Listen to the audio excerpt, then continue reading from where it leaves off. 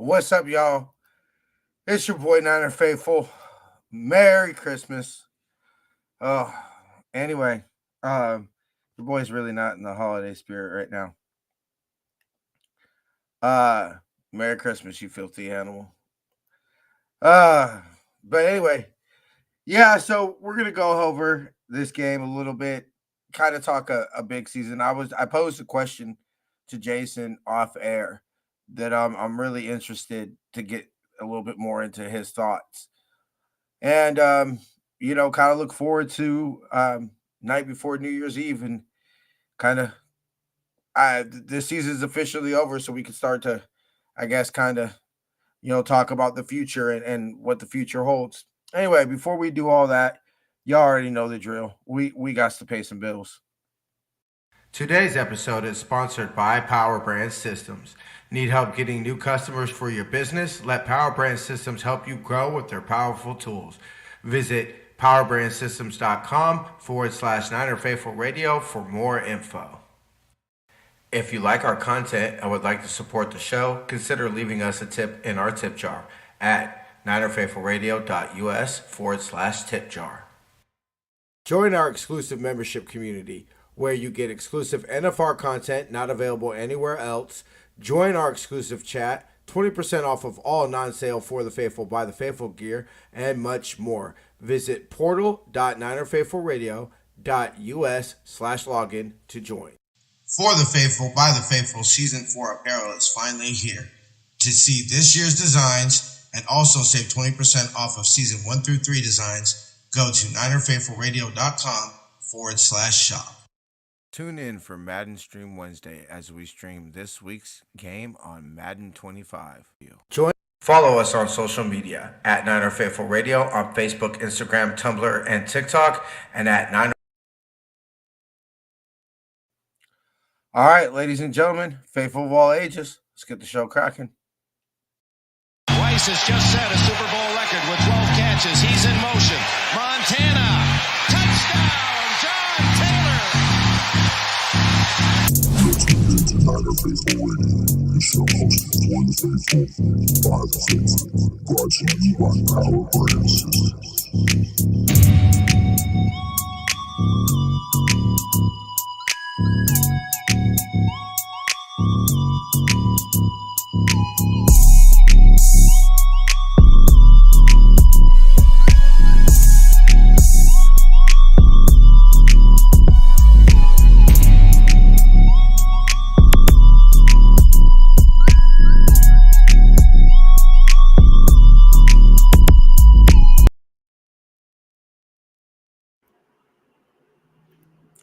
What's cracking, Jason? What's up, man? Tyler for Faithful. How's everybody doing today? Another day, another dollar, as they say. Oh, you got a raise? Yeah. I'm not even making that right now. Oh, I didn't make that today. I'm just saying, probably about a $300 in the hole today. Anyway, Yeah, at least you got a job to climb yourself out of it. I'm still unemployed. Yeah, we'll see how well that works out. 8 hours a week. Anyway, you know what though? At least, Jason, you and I kind of been talking about this for a couple weeks. We kind of had the idea of a refresh, a retool. Mentally. My favorite brothers wish y'all Merry Christmas. Merry Christmas, Miss. What's up, Miss Teresa? Miss Teresa, Merry Christmas. Look, I said it, and then Jason, I'll give Jason his props. He corrected me and said, "Hey, you go for the stairway to 7 next year at Levi's and everything." But I pretty much said, shortly after the Super Bowl, I said, "Hey, you put a gun to my head and made me put all my life savings on it. I would bet next year," and that's pretty much what I said. Hey, bro. Mr. McNiner, what's up, brother? I'm feeling real Grinchmas right now, bro. I ain't gonna lie. I got you right now, David. Honestly, I've always hated Christmas, so I'm never in the Christmas spirit. I mean, I hate the holidays. I hate the holidays in general. I mean, I hate the look. Like, I mean, as a Christian, I can't lie. Jesus is the reason for the season. You feel me? And I understand that no Actually, that fucking was taken. It was a holiday before it what was pagan taken. holiday, yeah. And I was about to say, ain't no fucking shepherds walking around in the middle of winter in fucking Israel, you know, in the Middle East, basically North Africa, Middle East, whatever you want to call it. Um, so I've always kind of just accepted the fact of that. Pretty much what I've always been told was it basically just fit. People were like, "Oh, hey, you celebrate these pagan holiday on this day anyway. Why don't we just make it and turn it into Christmas?" You know, what I hate is the commercialism of it. I hate the fact that everybody acts like little kids, and you know, I I have a saying that Christmas is for kids, bro. Oh yeah, Like if you take away the religious aspect, which I'm pretty sure I won't say everybody, but a lot of people, you know, a lot of people. I've had many conversations with many a girlfriend saying like, I don't understand why it's a big deal to you. You're not even religious, and you're not a 12-year-old little kid, who thinks that Santa's gonna. I remember one year my stepdad just threw the biggest hissy fit, and we needed to go to bed and all this. And I really remember just looking at this nigga like, bro, you really think Santa's gonna come? Like, you know what I'm saying? Like, my nigga, like we're all like we know, okay, we ain't getting shit for Christmas, ain't shit going under the Christmas tree. Why do we all got to pretend like somehow there's gonna be a Christmas miracle in the morning? You know, he just wanted his rum and eggnog. like I mean, cool. I could have done that. While he could have done that while I was playing PS2. You know. Anyway, I hate the over. This is one of the reasons why I'm always scared to move. Is because let's say I have a girl at the time, and she's very, let's get back to our family, let's get back to the family. I'm not dealing with all that bullshit. I barely wanted to deal with the bullshit that I had to deal with the airplane to get the shit out of this year, bruh. I really just had to tell me like, A, it's gonna be worth it. We were gone a while, so it was like truly like a vacation. It wasn't just oh, here's the game, all right, see y'all later. Like we Yeah, got to go out, we got to really kind of feel like we were on vacation. But I hate the hypeness of people trying to demand to see a bunch of people that if it was that big of a deal, you would see them once, you would see them more often than every December 25th, or people who are panicked about family that they literally just saw last week. Like y'all just saw each other last week. Don't pretend that if this was December 27th, nobody would be making a big deal of it. You know, yeah. I hate that aspect of it. Anyway, enough about my Grinchmas ass. Um, Real quick on the game. Uh, I mean, can you really the Debo-ness, Jason? Are you taking more of the hey, that's a glimpse, that's what we've been waiting for? And truthfully, kind of forgot Debo was hospitalized with pneumonia this year. Like, I and I mean, kind of it's like so long totally ago, yeah, kind of to an extent because there's been so many other more pressing opportunity. issues Yeah, recently. I mean, that was like 3, 4 months ago at this point, so you kind of yeah, do forget a lot of that stuff that happened. I completely, when the 49ers announced that Curtis Robinson was the man of the year, I was like, for kind of, I was like, oh shit, yeah, I forgot that he got hurt early on. It's just like because you just forget somebody like that's on the, because you don't think about it again. So it's just so long ago, and there's been how many, not just, not the fact that it's just been 3, 4 months from now or already since then, but how many like big important things have we talked about since oh then? yeah. You know I what I mean? mean, lost two babies. Um, Yeah, it's, or stuff, three babies, I guess real life stuff technically. like that. Yeah, three. Yeah, I had a little bit more pressing matters to deal with. It was this football team. Um, I mean, I think you and I are basically of the mind that Debo's on this team next year. He is. He will So be. cool, awesome. Felt good. Like I'm not gonna lie, it felt good to see Debo do Debo things. You know, Too little, too late for the season. But yeah, yeah. it was like okay, can we get? Where was this every other game for the last 3 months? And Especially after the camp he had. yeah, the camp he came in like arguably the best condition of his life. He was out there, just It looked like it was gonna be odd year Debo. yeah. It looked like it was gonna look like it was gonna be 21.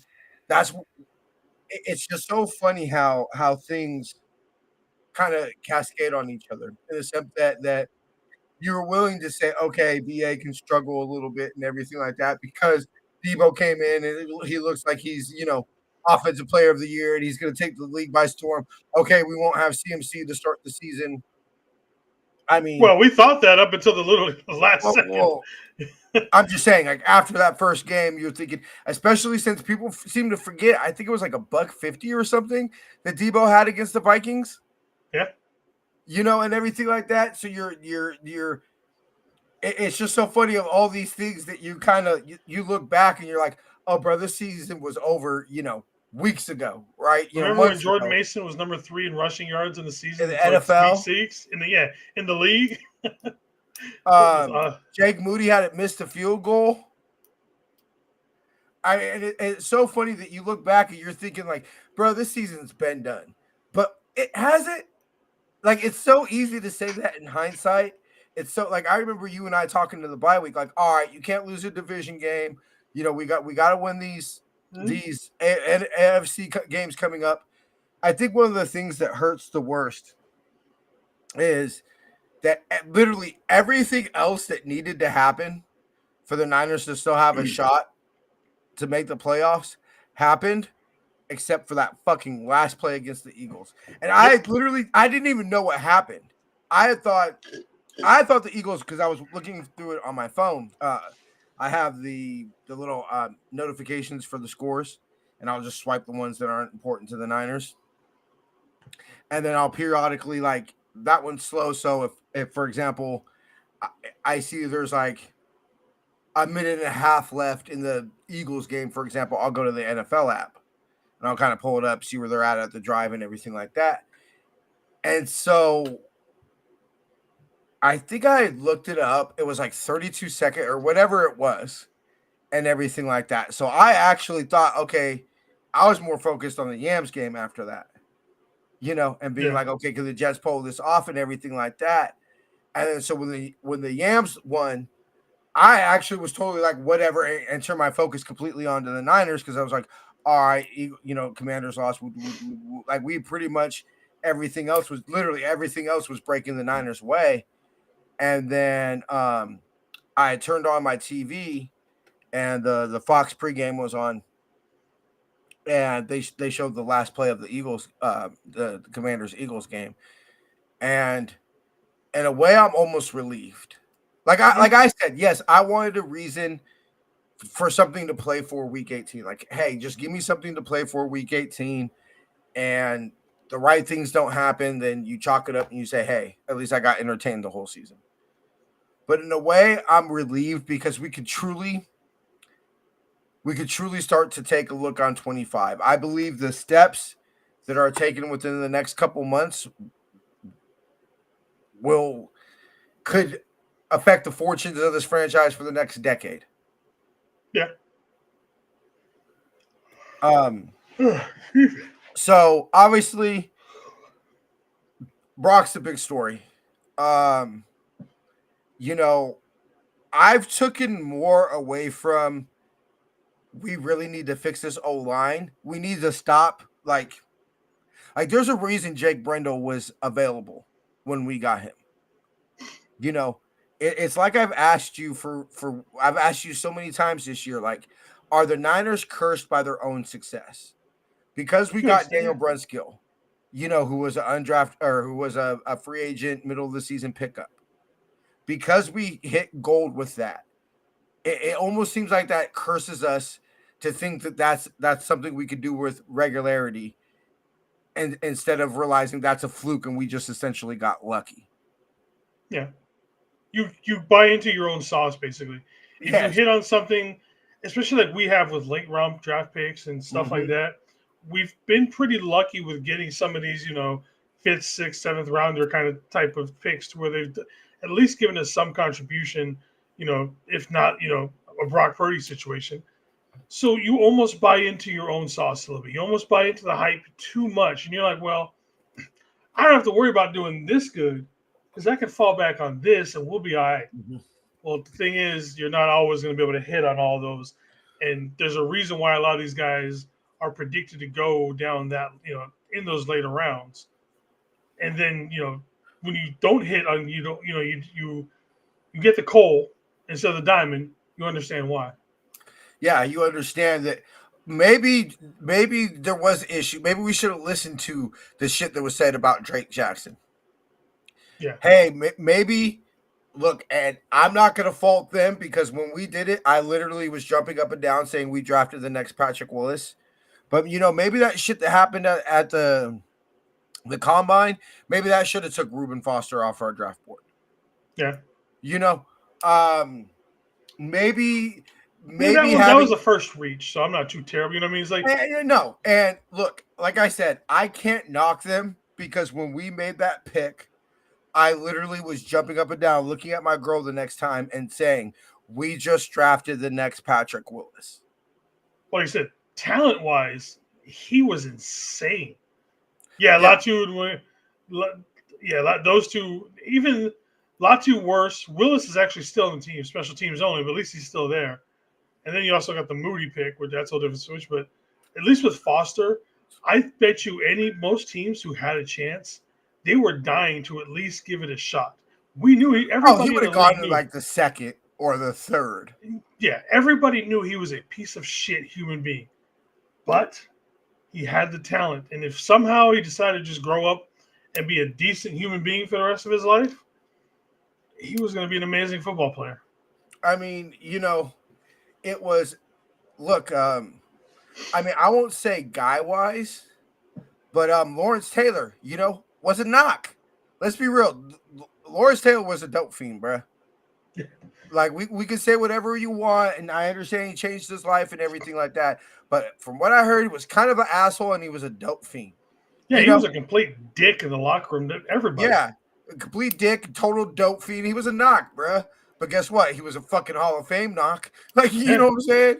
When you got that much talent, shit gets overlooked. And Foster had that type of talent, coming out. So that's why we took a chance. Yeah. Like I said, like we missed on another one. We missed on Kinlaw. Maybe we should have, believed the reports on how that knee was. It wasn't as good.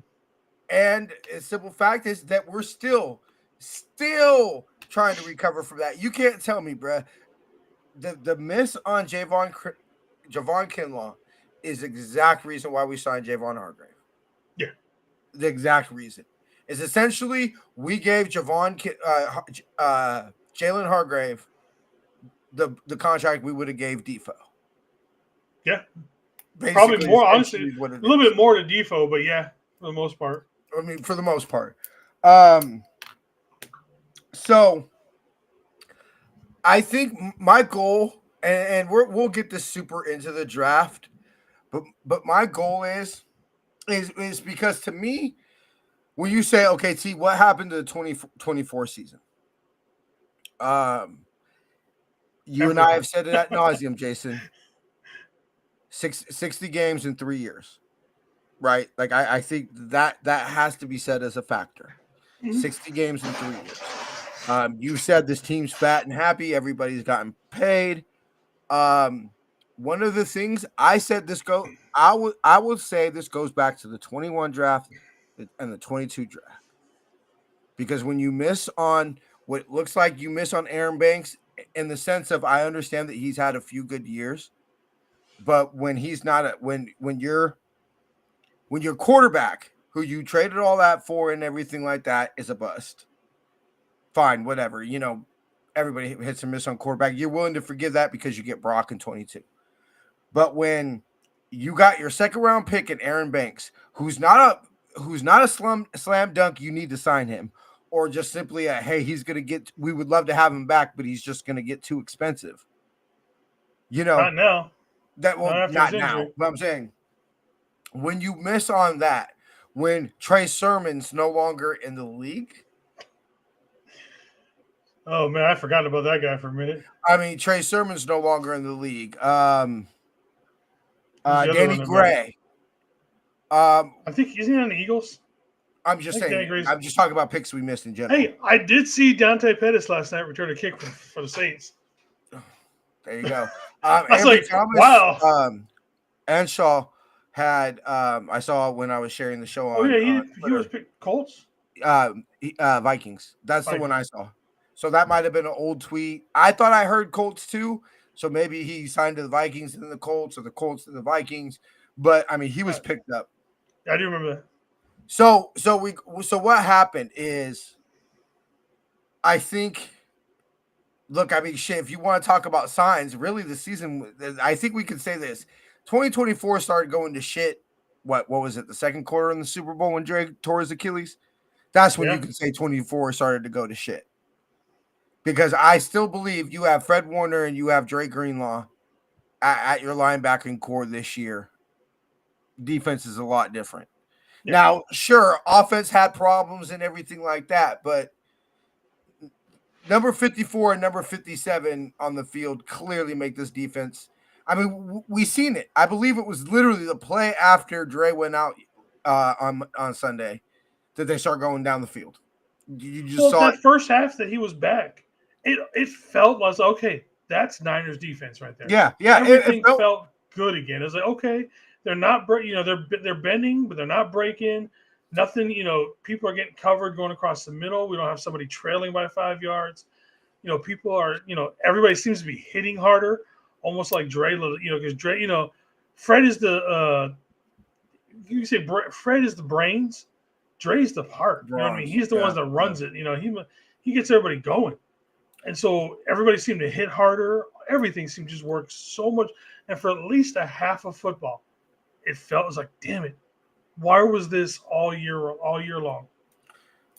That Chief game seems a lot different with a defense like that, I think. Because let's be real, Patrick Mahomes didn't play the world. He had 2 great drives. That's what won the Chiefs that game. Patrick Mahomes did not have a great game. He had 2 great drives. That's all you got to do. I get it. That's what the NFL comes down to. I totally understand. One moment. That's the song they play. One moment in time. That's all you need. So number 57, that Chief game I think goes a little bit different. Yeah. So awesome. I mean, I hope, to get back to my original point, I hope this is a precursor to Debo. I would love nothing more, especially since besides Juwan and Kittle, which are, I think, are different levels. I mean, you basically got Debo and Juwan Jennings are the only receivers that you can count on for next year. Ricky Pearsall, you got Ricky Pearsall, but what it has I think he'll be fine. Considering next year he won't be recovered from, I don't know, getting shot in the fucking chest. We put a lot on that, but he didn't do shit in camp before that, though, when you think about it. Remember, he was in the blue jersey pretty much all of camp. And what I mean? Most of OTAs. Yeah, and most of OTAs. So, I mean, OTAs. So, even if you take the whole shooting aspect of it out, he actually did not get a whole lot of time to work out with these guys and everything like that. So, I mean, take that as you will, but, shit, it wasn't a whole lot there to begin with. So, I mean, I'm not. Would you tell me there's Debo with, at best, any reasonable person is going to have question marks about him going into next year?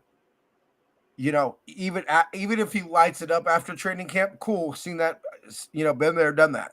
Yeah. I literally remember every show I would do after training camp. It was Debo lit it up again.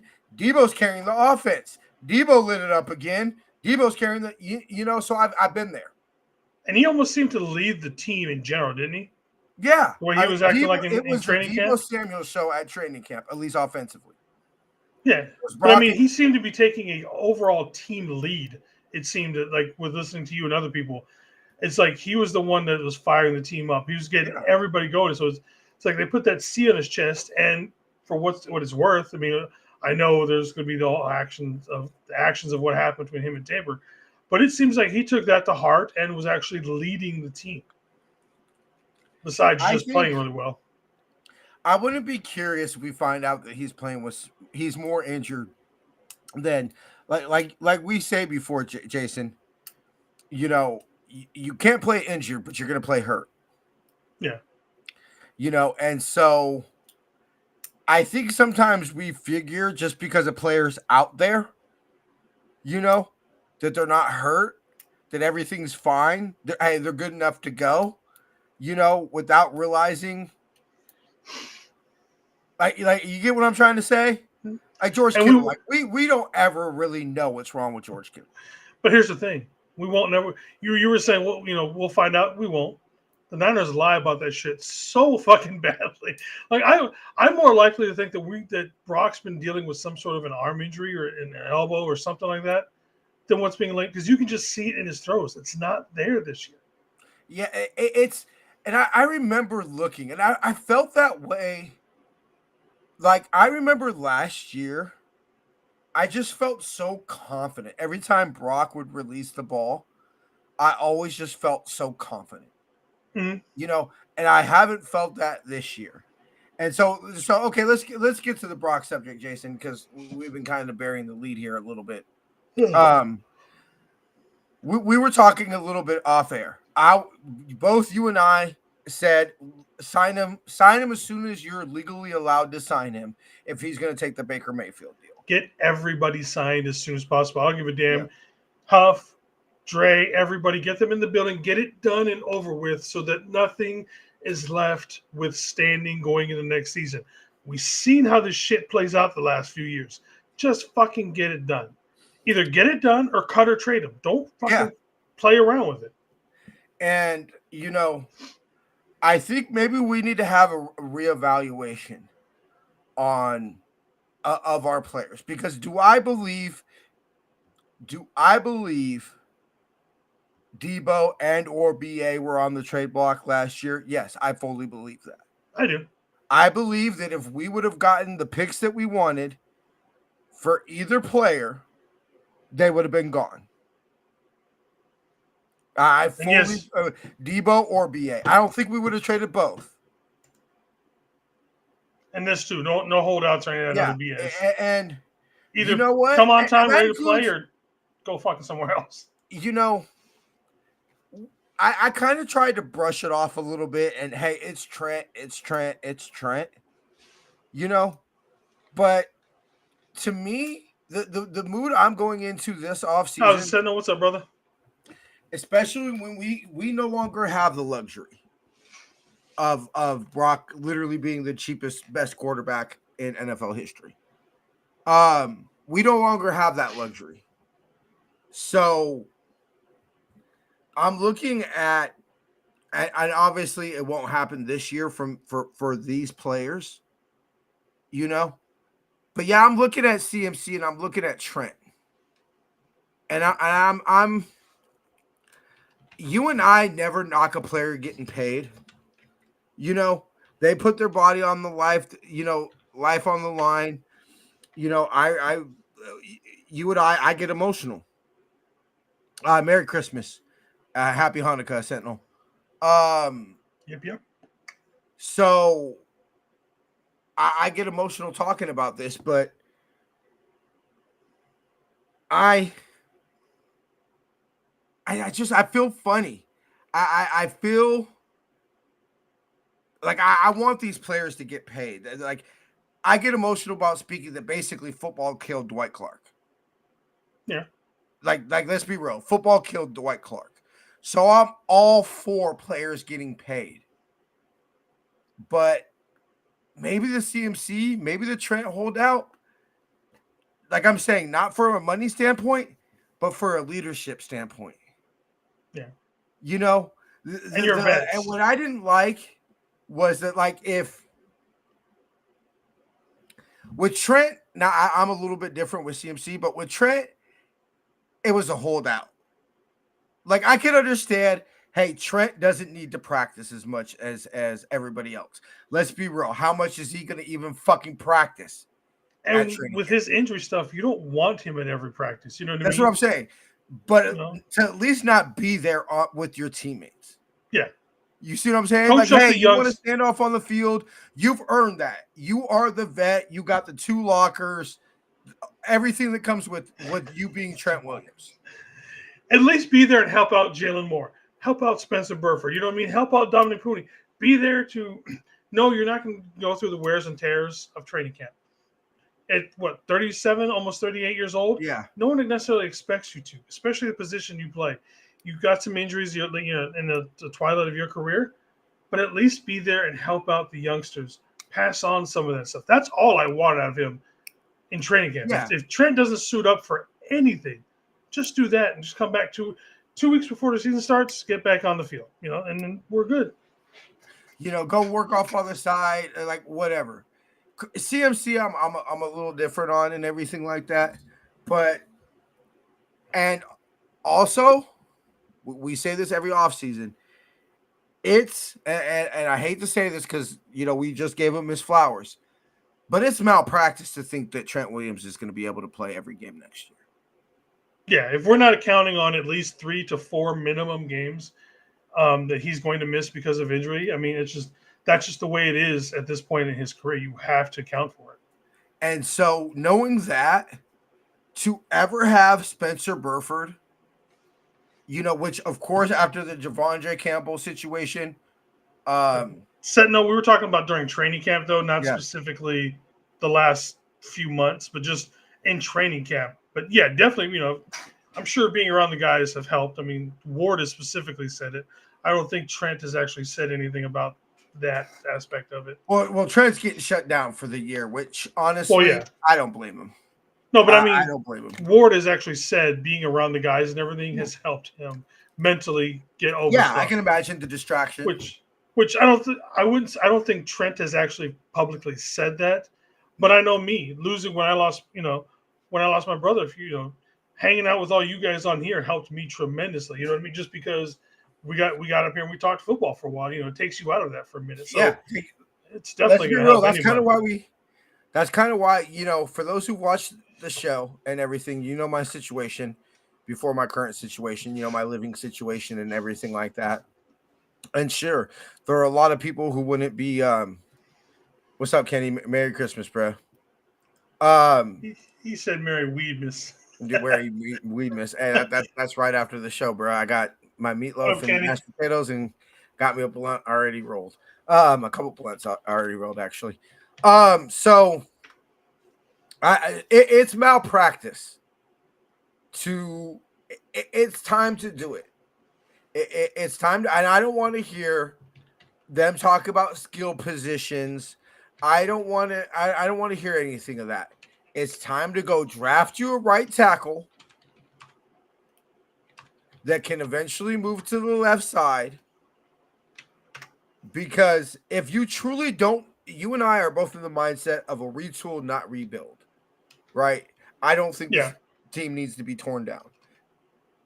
No, it just retool, reval, whatever you want to call it, but it doesn't need a rebuild. Recalibrate, Yeah, exactly. But if you truly want to keep the window open for as long as possible, you have to prepare for the day Trent Williams is not available.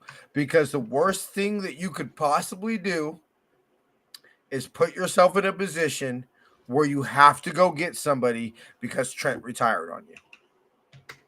This is the Trent leaving is the type of thing that you have to prepare for a year early. This ain't Joe Staley where you can go, have your Hall of Fame tackle retire and just say, okay, hey, we'll trade for Trent Williams. Trent ain't coming.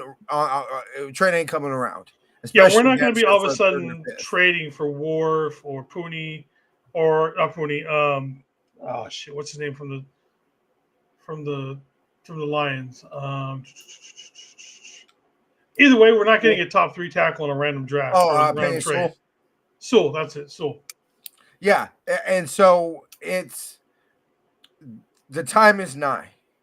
The time is nigh. Like I'll still believe. All intents and purposes, we're a Super Bowl caliber team with majority of our starters coming back, all that. But it's not about next year. Because next year, I do believe the Niners will be back.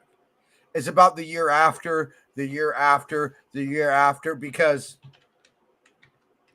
while I just sat here and said, hey, let's go end the quest for 6 at the Field of Jeans, all that.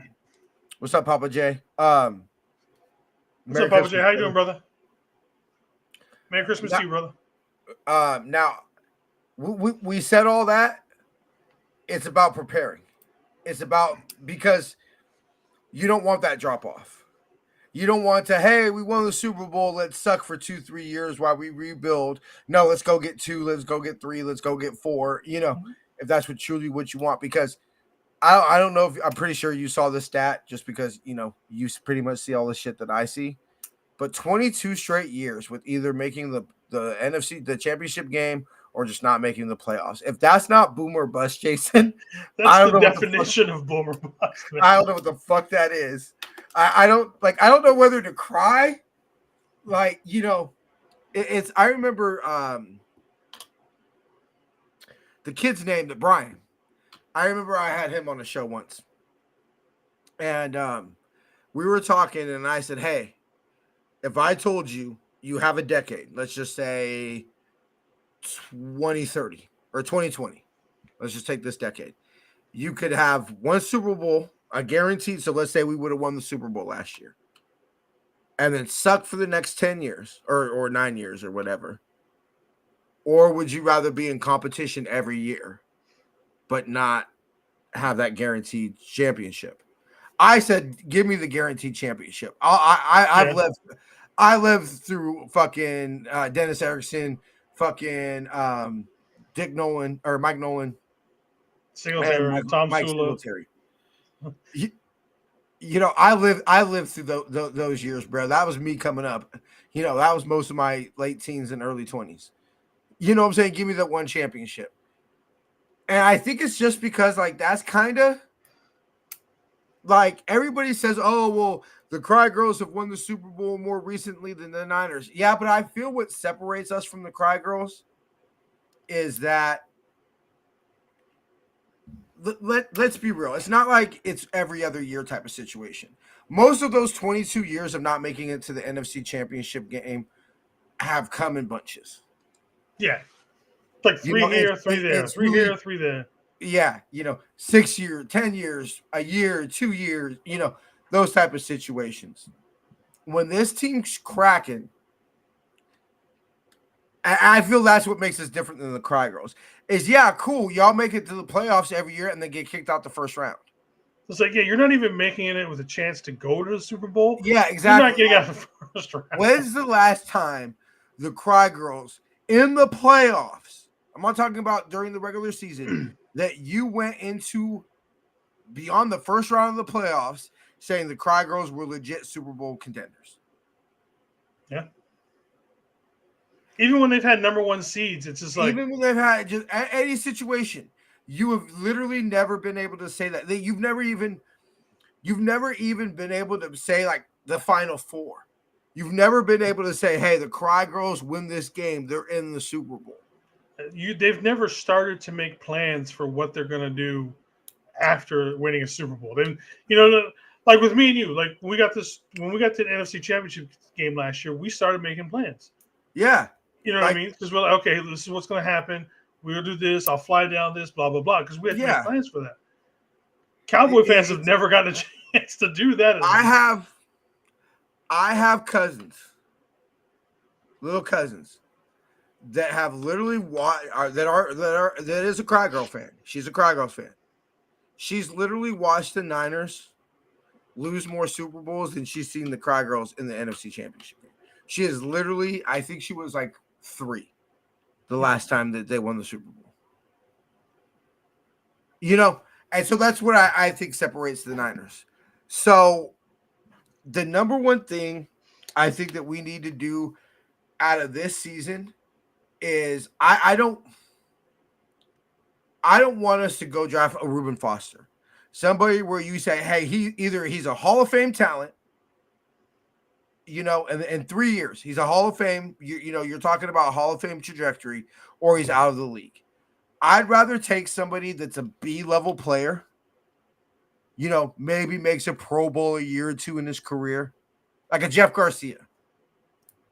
Where you say Jeff Garcia had a good NFL career, right? He walks into a bar, he's going to be able to have a better athletic career than 99.9% of people there. Yeah. You know, that's how I always like to judge it. I remember there's a Giants broadcaster, Dwayne Kuiper, and everybody always makes fun of him because he only has one major league home run. Right. And he goes, you know what? He goes, you know what my favorite thing to do when I'm at these events and everybody starts to bring that up and make fun of me? He goes, I simply ask one question. Raise your hand if you've won raise hand if you've hit a major league home run. Yeah. And he goes, and it's funny that mysteriously nobody else's hand goes up in that bar. Like, you know, like, have you seen that quarterback? He's a quarterback that does like Madden, and he'll break it down. He'll be like one of his videos is I'll use a call sheet. He's like, I'll use a call one of my call sheets from the NFL. Fuck, I have to look him up right now. Chase Daniels? No, it's he's a former. He was like but apparently he was on our team. But I do not know his. Hold on, let me. JT O'Sullivan? No, because I remember JT O'Sullivan playing. Bro, I remember fucking being hyped about JT O'Sullivan. There's so many. Because lately I've been watching it's strictly Daniels. Madden. It's like strictly a video game thing. Let me see if it's just a video game one. Okay, no, I haven't. Let me see if I can pull it up. Go ahead and talk for a second, Jason, while I pull it up. But yeah, so your number one need of the offseason, bro. Offensive line. I think it's going to be, we have to rebuild this line. And I say this, everybody but Dominic Pooney. And the only reason why is if you can get somebody young and good to take over for Trent, at this point, I don't know if I necessarily would say no. If you can guarantee me someone who is going to go, be Pro Bowl level for, 5 years out of 15, 20-year career, I don't know if I'd say no. Which is why it's like I said, everybody but Pooney on because we talked about. Do we really want to go into a year when we have to add in the fact that Trent's going to miss between 3 and 4 games a year? Is that necessarily the best thing to be having? Yes, Trent is an otherworldly type talent, but do you really want that? And we have seen slippages in his game. Where I go back and okay, yeah, I've seen the channel, but I've never actually watched it. Okay, I do not remember him being on the Niners, but apparently he was on the Whackers, the Niners. He was actually in that Huff Punt block game. He was actually the backup. I think the backup in that game. But anyway, I actually do not remember this dude being on the Niners. But they showed him a picture of him being interviewed in the locker room and everything like that. I don't remember. I thought maybe anyway. It was just something not ringing a bell for me. Yeah. Anyway. So yeah, I'm with you, bruh, because I think one thing, and I've not wanted to say anything of it, but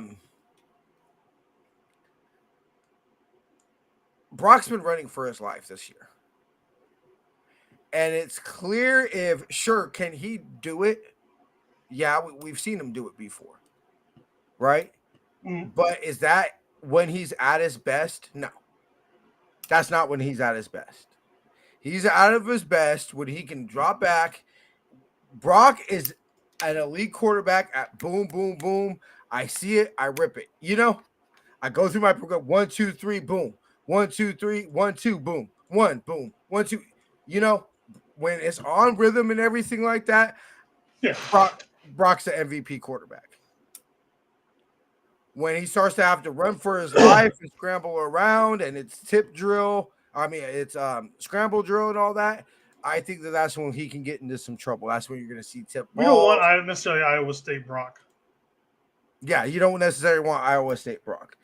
And so after that game on Sunday, that's my number one takeaway, is not only for health, because we're if Brock does indeed look, I think the Baker Mayfield deal is a pipe dream. You and I were discussing this on the show, and I want to get to our point, and then we'll rock and roll up out of here. But you and I were talking about off air, and the 3 years for 100 million, that's a pipe dream. I think Brock walks into that or Brock's agent says that I'm not having Brock Purdy make less than Trevor Lawrence. Yeah.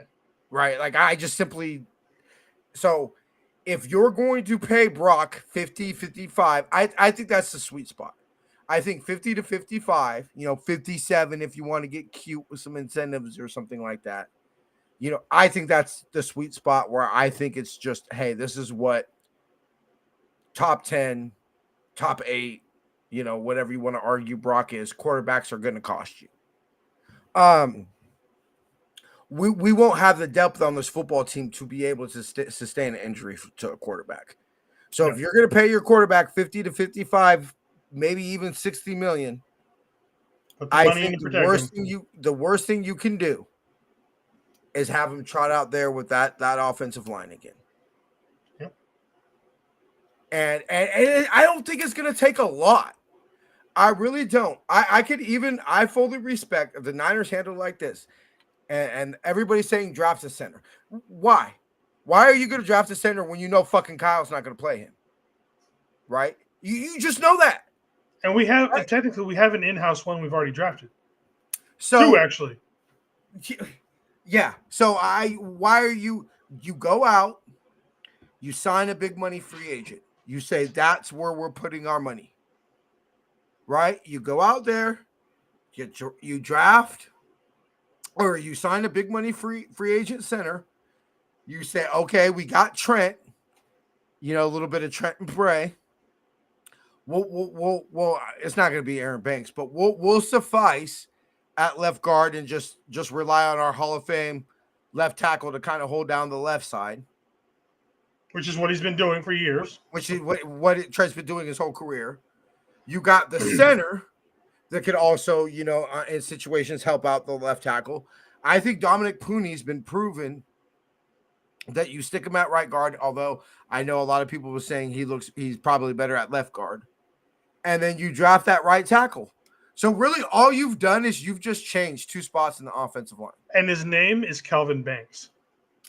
Calvin Banks? Cool. Kelvin Banks. I'll look him up. Tackle from Texas. Yep. Or I can't remember his name. Because he's kind of got a long, hard to say name, but the tackle from Minnesota. Shit, let me look it up. Damn it. I don't want to be stupid now. I'll let you get that going. So that to me, because why are you paying Brock Purdy $50 million to do things and put himself a quarterback? We're already going to be handicapped. I think you're going to say goodbye to Mooney. I think you're saying bye to. I think we're going to be able to get Huff and Dre back. I do. Arakante Irsay from Minnesota. Arakante Irsay from Minnesota. I'm actually, you know what? I'll watch those ones. The ones from Texas and the one from Minnesota. I'll start now that it's official. I guess I can start my draft. My draft studying a little early this year. I've already got mock drafts going. Yeah, I see that, bro. I see that. So I wasn't gonna say this, but did this team need this year? Yes. I think both rest, refresh, recover type of sensitive. And I think that, there was a little bit of we're going to roll the gold helmets and we're going to blow everybody out kind of attitude going around. Kind of that attitude. You've seen it, even amongst the fan base, this, we're 3-4. It's okay. We'll come back, This is usual. This is usual. We'll turn it on. And we're going to go about to run like 9 straight streak, wins. Without that intent, like we had the attitude without the intensity, without the playing every week like our season was on the fucking line. And so I do think for the future of this football team, now that we can pretty much say fuck you 2024, is having this year out of the playoffs better for 25, 26, and 27? Probably. Because if we're starting to get the 80 games played in 4 years, 100 games played into 5 years. That's when careers start to get shortened. Well, I think we're already going to have some sort of shortened career. One, Yeah, because of the play style, because a lot of these guys. Two, like we've discussed quite a bit, the fact that we've been playing long seasons. So you add those two things together, guys that play physical and longer seasons in general. Yeah, it's just going to lead up to it. I mean, I think it was Jennifer Chan was talking to Pooney mhm. after the other day about how's his body held up. He's like, I'm not gonna lie. He's like, mentally I'm fine. He's like, but physically, this is the longest I've ever played football, and I am Oh yeah, Garrett. tired. Yeah, Yeah, so I mean, it's just like you can prepare yourself mentally, but I don't think there's a way to physically be 100% ready for the rigors of an entire season, let alone a season that you go all the way to the Super Bowl.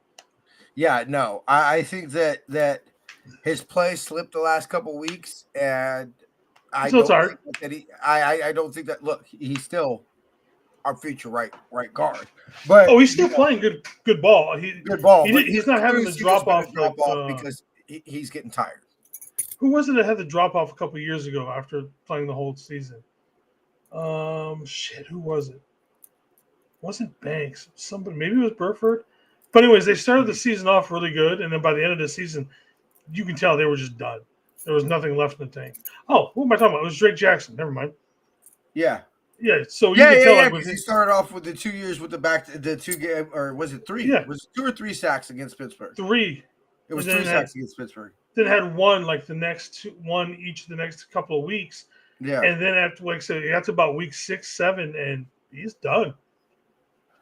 So I think that this is going to be paying dividends.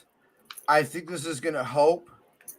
And to me, like if somebody asked me, they said, "T, do you still believe in Kyle Shanahan?"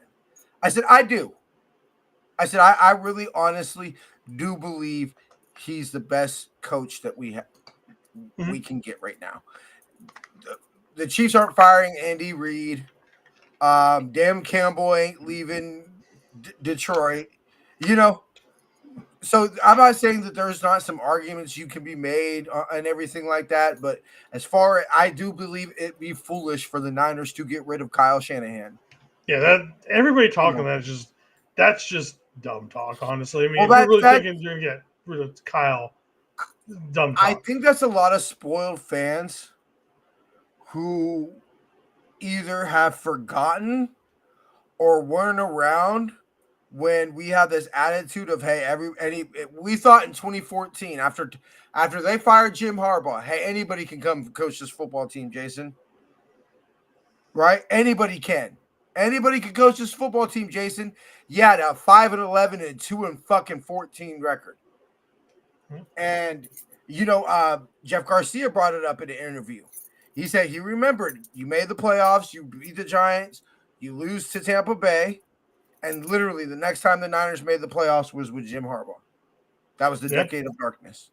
I literally remember that game. I remember sitting in my room playing solitaire with my Niner playing cards in the group home.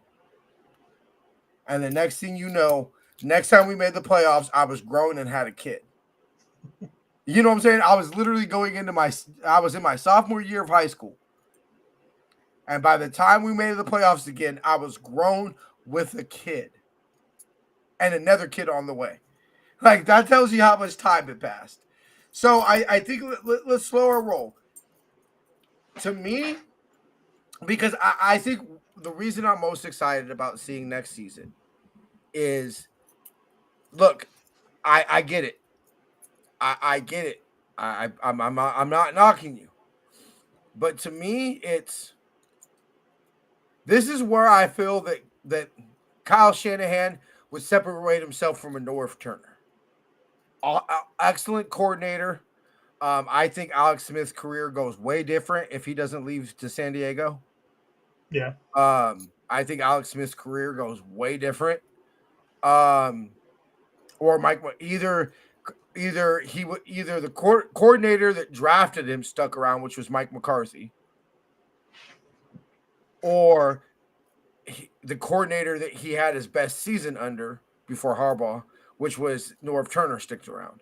But I agree.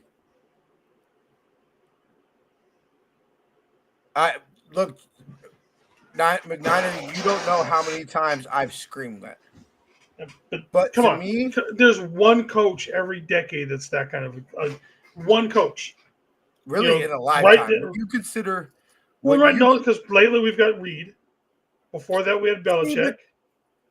Reed's on his way. As long as he keeps but see, winning, to he's going to be me, on his this is way. what I say. This is what I say about Belichick, and why I have a boy, my boy Chris. What's up, Miss Veronica? How you doing? I'm I got my Veronica. boy Chris, and he brings me on his show all the time. He's a diehard Crygos fan. One of his co-hosts is a Patriots fan. They both live on the East Coast. So he was telling me, and he goes, TJ, I know where you're going to go with this. He goes, but one of the reasons I'm bringing you on, Merry Christmas Eve. One of the reasons I'm bringing you on is because I know that you'll explain it. You won't just be Bill Walsh is a goat. You're gonna give some arguments. And I said, give me one thing that Bill Belichick did that changed the NFL. They're still running Bill Walsh's offense in the NFL to this day. I don't believe Bill that there's Belichick's anything. defenses. He's still an amazing defensive coordinator. He's I just still. I You give it to still have Bill, to. You but still have. Say what? I said I give it to Bill, but I'm not saying you look, don't, but I'm just saying you can't say that Bill Belichick wasn't a great coach. He coached I, great I'll say it like defenses. this. I'll say it like this. Bill Belichick and Tom Brady were the greatest head coach and quarterback that I watched personally. I did not watch Bill. I watched literally one game of Bill Walsh's coaching career, and I don't even remember it. And I remember the day Joe Montana was traded more than ever watching him actually physically play quarterback. I remember the day he was traded way more. So anyway, what gives me hope is Kyle reinventing himself. Steve has came out to say it. Everybody said it. And to me, that's why I still have faith. Because I believe that Kyle's a good enough coach. Now, do I think he'll bring in an offensive coordinator or anything like that? No. Do I think that they stick with Kyle equal Marv Levy? I mean, I get the point. He's got a point there, and I'm not necessarily disagreeing with it. I don't think, but like you just said, Kyle's got one chance right now to change. Yeah, I think that's what Marv it is. Levy never changed. That was his issue. They did the same thing. If you look at those teams and look at the team that we're running right now, they kept running the same thing over and over without actually improving anything. So Kyle has one chance right now to prove how good he's going to be and take that, and then change something. Whether he brings in, a coordinator that, can check him or anything like that, or just anything about his offense to change. Now's the chance. That's why there's still hope. Will he do it? Yeah, I fully agree. Now, if we come back out week one and we run Debo up the middle on the first play, is Debo in the backfield and everything like that, then you know what, Jason? I I'm think drop kicking Kyle. A serious talk, because I really do.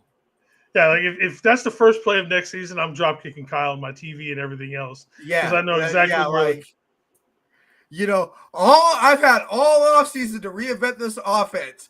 First play, Debo gets a handoff. What's up, Carcass? Still want to miss you, brother. Thank you for showing up. Yeah, thanks, Carcass.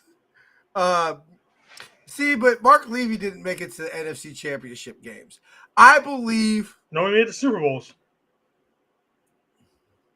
I believe that Kyle will change. Or let me say this. I think that he'll adjust. I don't think Kyle will change. This is more than anything else, man. God, Kyle I've never seen a man age so much in less than a year. Oh my God, he looks like shit. This team ain't never been the same ever since he put on that all-white suit at the party. Oh, bro. The stash, the porn stash. Yeah, the stash, the long, greasy hair. Like, come on, Kyle. What was all that about? Honestly, could Kyle Shanahan, dressing like that be the reason to see? I mean, Ricky Pearsall got shot that night, bro. I'm just saying. I mean, also, we look at how Brock's playing lately. You notice how he's got that stubble now. He's not the clean-shaven, young-looking guy. Like, Brock, what are you doing, man? You need to shave that shit. Kind of when Jimmy used to play like shit when he grew a beard. but then he'd shave and come back clean shaven. All of a sudden, he can play I quarterback. bet NFC. I meant AFC Championship. Yeah, but like I said, he didn't make NFC Championship. He made Super Bowls. Anyway, look, I look. I do believe that Kyle can come in here and reinvent himself. I do believe you hit on a couple draft picks. You know, I would have taken Dan Reeves. You know what? Truthfully, I think one of the things that damn, that's harsh. Um, I think we should have essentially did what I thought if things didn't if Dan Snyder was a competent NFL owner, I thought we should have done, which was what I thought the Redskins should have done, is you hire fucking Mike Shanahan, let him be head coach, groom Kyle, and then when Mike's ready to leave, you just promote Kyle. Hmm. Now it is look, if anything, you just have to look at Kyle Shanahan. Pull up a picture from yesterday's press conference or Sunday's press conference and show up the first picture that him and John Lynch, and everything like that in their suits and he's all clean shaved and everything like Shit, that. just show 2 years ago, Kyle, compared to this year. Okay, you can't tell me he doesn't care about this job. You can't tell me that he doesn't take this shit home.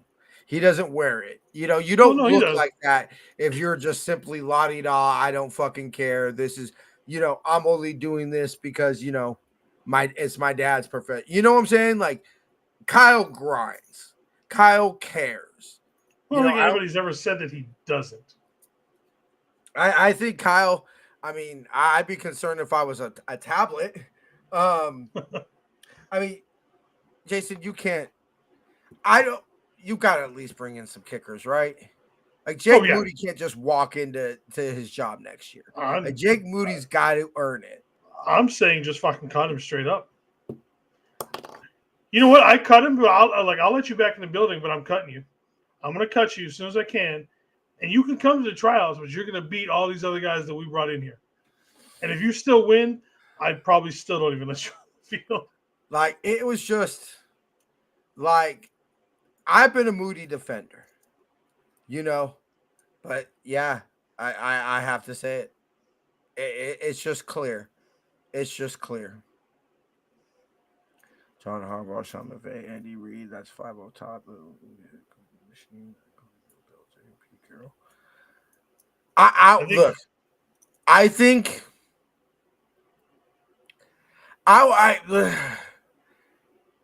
See. I think I take McVay. I take Shanahan over McVay. I take Snead. I'll take the Yams GM over John Lynch. That's an interesting thought.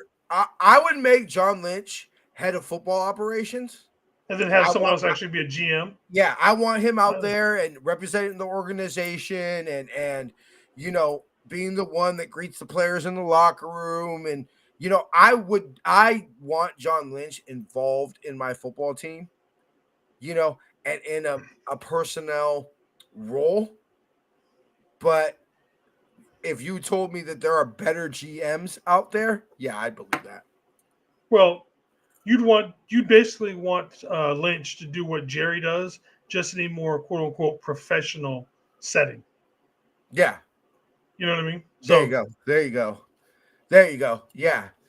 Where it's assistant GM, assistant head of development, something like where you put them high up, but exactly who's analyzing and drafting our players.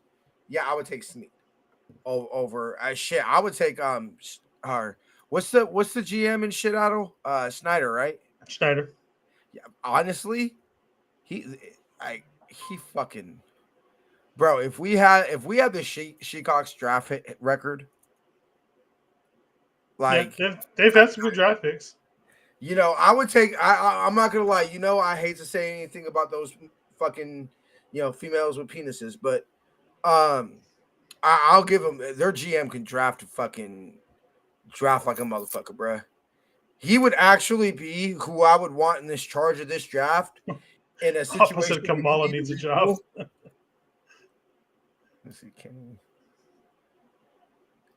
we don't have a channel probably. Kamala needs a job. All right, I think at this point and everything like that, it's time to wrap it up. Merry Christmas, y'all. I appreciate everybody. I just really want to say this, not trying to get all sappy and everything, but He's going to you be know, happy now. it's been a rough year for all of us. A little bit personally, I've gone through some things personally this year and everything like that. Obviously, a rough year for the Niners and everything like that. And we're not one of these big shows that gets 1,000+ listeners and 10,000 subscribers and everything like that. But I love every one of y'all in the chat because y'all bring it every week. And I can't tell you. The things I don't like about the podcast are all the behind the scenes shit that y'all don't see. Getting on here, talking with my boy, talking to everybody on the comments and everything like that, y'all don't really realize how much this shit is therapy to me. I appreciate every single one of y'all. Please be safe and be blessed. Have a Merry Christmas. Jason, final words? The same to you guys. I mean, I've said it over a many times how much this has been therapy for me. Just, obviously over the years with some few tragedies, but just general week to week. I like coming up here relaxing and talking with everybody. Jumping on with other people to other people's channels and stuff like that, talking with them. Even if we don't agree with what we're talking about, it's still fun. So y'all have a good Christmas. I'll be back tomorrow with, well, not be back, but I will have the Madden simulation up tomorrow. I'm not sure how I'm going to do that, considering we're probably going to have guys that aren't even signed yet starting. So I'm not sure how I'm going to get all of that for the offensive line set up. You're not fucking worried about that shit tomorrow. So- Continuity is not a part of this Madden stream, y'all. If you want realness, do that shit yourself. Like, Well, Jason and I ain't got the time to fucking look up fucking. Well, I know who's going to do it, but I heard mean, of it's on the going to take search forever to try and shuffle things around, and because maybe Burford plays tackle this weekend. Maybe he's out. We don't know. So who knows? Aw, that made me smile. So, all right, brother. Merry Christmas. Tell the wifey I said Merry Christmas. Same to you and yours, brother. Yeah, Merry Christmas. We won't be on before New Year's, huh? Friday. Yeah, we'll be on Friday. Yeah, Friday we'll be on. Friday. Yeah. All right, brother. So, see you Friday. Appreciate you, big dog. Fafite to lover. One love, chat. Yee. All right, y'all. We shall see everybody Friday. Like I said, we appreciate y'all. Merry Christmas. Be safe. Enjoy your time with your loved ones. I'm gonna go eat some meatloaf and mashed potatoes. Okay, they're going off on Kamala Harris in the comments. That's our sign to end it. Love y'all. Stay safe. See y'all Friday.